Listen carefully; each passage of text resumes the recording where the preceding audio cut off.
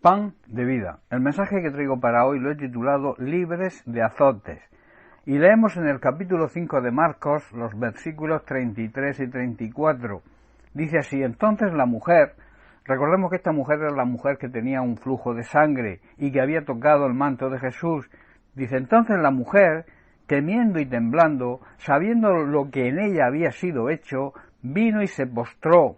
Esto, hermanos, es una demostración de humildad, reconociendo la autoridad y la soberanía de Jesús. Dice que se postró delante de él y le contó toda la verdad. Y él, Jesús, le dijo: hija, tu fe te ha hecho salva, ve en paz y queda sana de tu azote, de tu aflicción, de tu calamidad, de tu enfermedad. Hermano, yo te haría la siguiente pregunta: ¿de qué deseas que el Señor te sane? ¿De qué nos sana Dios? Quizá de una enfermedad, quizá también nos pueda sanar de una atadura, de algún vicio. Quizá lo que necesites sea sanidad espiritual, que sea sanado, que sea sanada de alguna herida sufrida en el pasado, quizá por una influencia de una infancia traumatizada por situaciones familiares, por malos tratos, por abusos, que todo esto marcan la vida. A todas estas cosas la Biblia lo llama azotes. Dios quiere sanarnos de todos estos azotes. Vemos en el versículo 34 que Jesús utiliza las palabras salva y sana. Dice así: y él, Jesús, le dijo: hija, tu fe te ha hecho salva, ve en paz. Y luego añade: y queda sana de tu enfermedad, de tu azote. Jesús, hermano, salva, pero también nos sana de toda aflicción, de toda calamidad. Jesús nos sana y nos salva, porque la salvación y la sanidad siempre van unidas, van siempre de la mano. De lo primero que Dios quiere y nos quiere sanar de verdad es de la enfermedad que supone el azote del pecado. Esa enfermedad es tan grave que nos produce la muerte, la peor muerte, la muerte espiritual, la condenación. Hermanos, antes de conocer al Señor estábamos muertos espiritualmente. El apóstol Juan lo declara en su primera carta, capítulo 4, verso 9. Dice así: Dios demostró cuánto nos ama al enviar a su único Hijo al mundo, para que tengamos vida eterna por medio de él. Y en el capítulo 5, un poco más adelante, leemos los versículos del 10 al 12, donde el apóstol Juan también dice: el que cree en el Hijo de Dios tiene el testimonio en sí mismo. El que no cree en Dios lo ha hecho a Dios mentiroso, porque no ha creído en el testimonio que Dios ha dado acerca de su Hijo. Y este es el testimonio de que Dios nos ha dado. Estas son las palabras del testimonio: Él nos dio vida eterna y esa vida está en su Hijo. Por tanto, verso 12, el que tiene al Hijo tiene la vida.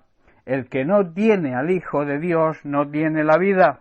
Hermanos, Dios ideó un plan de salvación. Jesucristo tuvo que morir por nosotros y luego también resucitar de entre los muertos para que nosotros fuésemos salvos. Si el ser humano pudiera salir de esta situación de muerte espiritual por su propio esfuerzo, no hubiera hecho falta que Jesucristo viniera a esta tierra y muriera en nuestro lugar y luego resucitara para que nosotros pudiéramos recibir vida. Pablo en Efesios capítulo 2 verso 1 dice: y él, Jesucristo se refiere, os dio vida a vosotros cuando estabais muertos espiritualmente en vuestros delitos y pecados. Hermanos, cuando nosotros aceptamos y recibimos a Jesucristo como nuestro Señor y Salvador, cuando Jesucristo resucitó, nosotros resucitamos con él. Estábamos muertos y Jesucristo, con su sacrificio y su victoria sobre la muerte, nos dio vida y nos dio vida eterna. Jesucristo nos sanó y nos salvó de la esclavitud del pecado y de sus consecuencias, que es la condenación eterna, pero luego también nos sana de enfermedades físicas y también de las heridas y traumas emocionales que marcan la vida de las personas. Así que repito la pregunta del principio: ¿de qué deseas que el Señor te sane? Hermano, debes tener fe, debes tener la misma fe que tuvo la mujer de flujo de sangre y serás libre de todo azote. Él, Dios, está esperando que nos volvamos a Él para obrar en nosotros, para dar la palabra y que podamos ser sanados. Debemos demostrarle al Señor la misma fe que le demostró el centurión romano que clamó al Señor por la sanidad de su criado. Lo vemos en el capítulo 8 de Mateo, el versículo 8, después de que Jesús le dijo al centurión, «Iré y lo sanaré». Dice que el centurión respondió y dijo, «Señor, no soy digno de que entres bajo mi techo, solamente di la palabra y mi criado sanará». Vemos una tremenda demostración de fe. Hermanos, debemos pedir a Dios que nos sane y que nos salve de todo tipo de azote. En Mateo capítulo 4, versículos 23 al 24, vemos el ejemplo acerca del ministerio de Jesús, lo que Jesús vino a hacer aquí a esta tierra. Dice el verso 23, «Y recorrió Jesús toda Galilea, enseñando en las sinagogas de ellos y predicando el evangelio del reino». Y además añade, «y sanando toda enfermedad y toda dolencia en el pueblo». Y se difundió, dice el verso 24, su fama por toda Siria, y le trajeron todos los que tenían dolencias, los afligidos por diversas enfermedades y tormentos, los endemoniados, los lunáticos y los paralíticos. Todo esto son azotes que sufría el pueblo, y añade, y los sanó. Y en Mateo 8, verso 16 y 17, dice, «Y cuando llegó la noche le trajeron a él muchos endemoniados, y con la palabra echó fuera a los demonios, y sanó a todos los enfermos». Esto también habla de liberación y de sanidad física.